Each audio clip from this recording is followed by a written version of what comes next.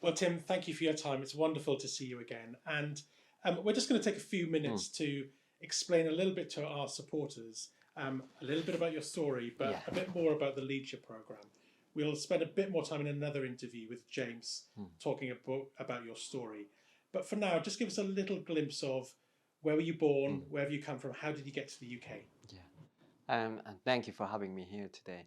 And I was born in North Korea and grew up without parents in North Korea. So I escaped later on when I was a teenager from North Korea. Made it twice escape, and unfortunately, I'm imprisoned 4 times during the persevering journey. Eventually, I was very lucky and blessed, able to settle down and live in the UK from 2008, and I am now working with All Party Parliamentary Group in North Korea, and also I work at Sheffield University, and this is a great opportunity that continue I able to speak on behalf of persecuted people, particularly about CARE program, where my faith probably got more armored, concreted Mm. through the exercise and training. That's great. Now I know there's an amazing story behind those 4 prisons and 2 escapes, and your Yeah. journey to the UK, and also your journey of faith as well, coming to know Jesus. And I say there'll be another opportunity to sort of Mm. speak a bit more about that. But how did you, once you came to the UK through that amazing journey to get here, how did you find out about CARE and how did you find out about the leadership program? I have to say, many things sometimes we can't predict and uncertain, or something is what come to you. It's really hard to know sometimes. But if it's what journey I've been following, putting my faith in the process, and obviously I couldn't know anything about CARE or leadership program when I was in North Korea. Did I ever expect that it comes to my life? No, ever. My answer is no. But come to UK, and later on I was converted to study politics, and through political degrees, which I studied 2 degrees in Salford and Liverpool universities. And after that, I was approaching by this CARE leadership program explained by my church leader, actually, and also a person who I know uh, for years now is Fiona Bruce MP. She's now Prime Minister's Special Envoy for Freedom of Religion. And she also explained to me about CARE program.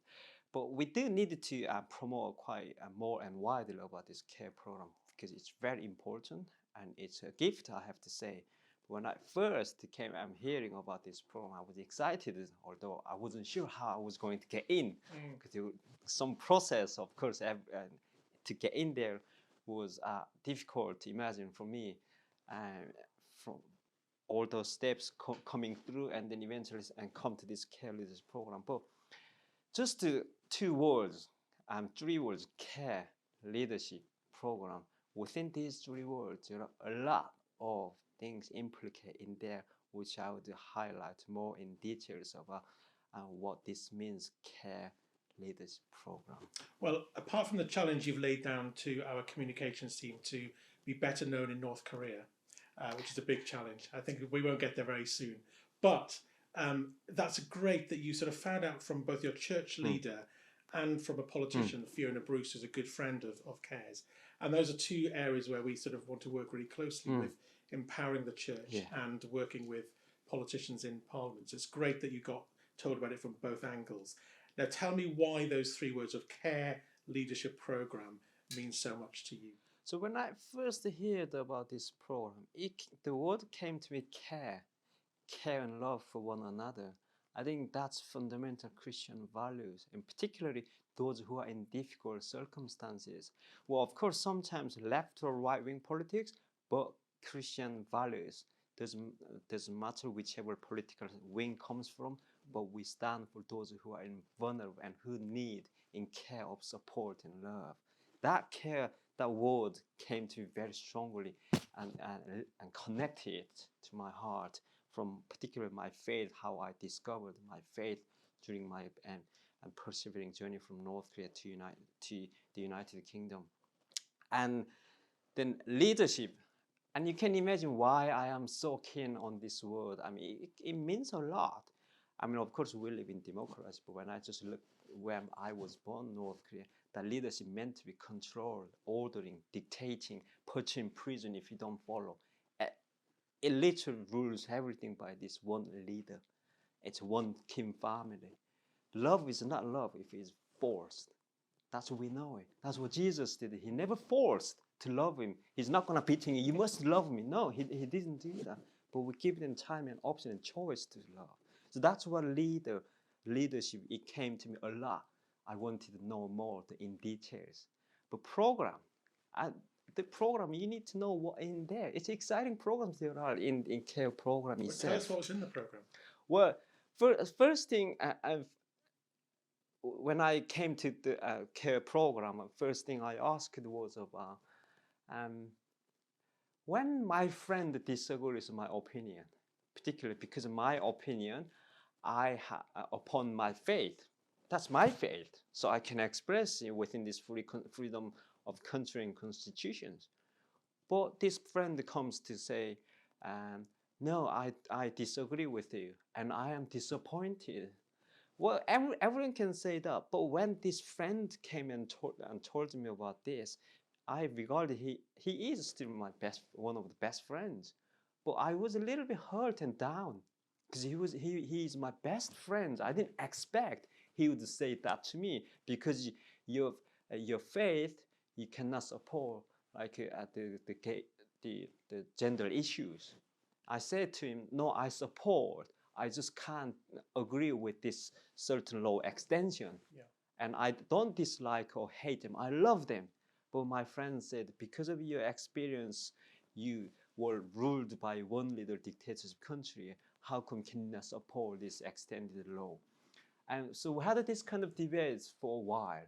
And these issues, I struggled to how to respond to him wisely and explain in a different way that time. But when I came to CARE program, this was one of the programs. And I was able to elaborate my words to learn through this process. In fact, it became armor itself, the program inside the program, gender issues, euthanasia, abortion issues. This is very combating issues, or in other words, we call cancel culture in democracy at the moment. While outside facing persecution of a severe and extreme level in these democratic societies, not just in the UK, whole across the UK and Europe and United States, we are facing this difficult because this is a fundamental values, and when it opposes against it, how we deal, how we answer it, why then we are continue to show this value is important. So it's really interesting what you're saying is that sort of before you were on the leadership program, there were all these issues that were dear to your heart as a Christian, that were conflict issues, and it was really difficult to express why that conflict was the case.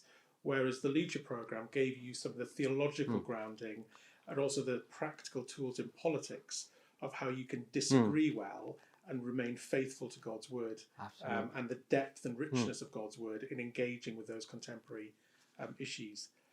So having had of all that program, the theological training, the practical training, the opening the doors of opportunity for you on the leadership program, what's happened since? When did you graduate, and what have you done since graduating from the program? So I graduated in 2019, and after that, of course, soon we had the lockdown. It was a difficult period to do more active activities outside. We all have had gone through that process. But I then worked with Open Doors, with my servant heart. And alongside that, I also still joined the party I could choose in democratic society, and became a candidate. But this CARE program particularly came to me what I'm equipping today. Number of things I have equipped, but particular one I practically experienced use this is my election. Well, I'm standing for local election. I stood last year and this year as well. But it's about servant heart. So my politics has been encouraged through this CARE Leadership Program, particularly when you want to serve the people and community. That's how Jesus came to say he served his brothers and sisters. And then within that principle, when we stand for politics, if you're elected and you serve the people, it's not your people, it's God's people. So God training these people to continue to look after his people and organizations and countries and his creation. So the servant heart, how to deal when particular opposition supporters come to within this quite critical, debate involved, particularly these days, politics, it's really, really challenging. We all know that what kind of challenge these candidates do face on a daily basis, or even politicians. And so that the process of there is significant what Jesus gives us about forgiveness, but what level of forgiveness and what kind of conversation can evolve within that perception and understanding of forgiveness, and also how he come to wash his disciples' feet, and also how he continues to give his love without accepting anything. And this is one of the examples. The other day I faced one from one student, Chinese student at Imperial College. After I gave a talk, and she came and asked me, "So do you hate Chinese government?" And I said to her, I think there is a lot of injustice what Chinese government does at the moment, but and I disagree with them. I don't hate them, because if they express continuing wars in this way, and there are many people can be saved and rescued and find the family's happiness. And she didn't say anything to me. She just turned away from me. But this is the way, whether we are against the human rights and religious persecution issues, how we deal with this while we continue speaking what justice means, and in God's creation, and also God's in what Jesus has been continuing showing, the justice of God and God's creation in this part. And so dealing how that the culture of that kind of people's continue use and hate, and sometimes even use harsh words. So that also has been helping me from leadership program. And the other part, I often use this word: I will serve the community. I will not discriminate if I'm elected. It means whether you are coming from Liberal Democrat supporters, Labour supporters, Conservative supporters, any party supporters, but once you are elected, it means you are called to serve those people fairly, impartially. Yeah. So that I'm more significant equipped in my heart, yet I keep my faith in God. So I believe what I've been doing this is calling from God. At the same time, I need that training and equipping, the weapons in my heart. And that I am still in the process of training, but CARE has been significant stepping stone in this way, I have to say. Tim, thank you so much for sharing that. That's an amazing testimony. You've got a very unique story in how you got to CARE, but your story about aftercare, wanting to be a servant-hearted leader, serving all of the community, is one that's shared, I know, by not just yourself, but by all the alumni and all the graduates from the programme. And it's wonderful to see how God is using you in local politics, but also in the international arena as well, speaking about your own story in relation to North Korea, and how your faith has played a part in your journey and your story to date. So thank you for all that you're doing at a local level and an international level. And it's great having you as part of a remarkable alumni to the Leadership Programme. Thank you. I'm grateful to the CARE Leadership Programme. It's a wonderful program, and I don't think anyone get disappointment from this program, but you will get layer of faith and weapons and standing and speaking on behalf of what we are facing today. Thank you. Thank you.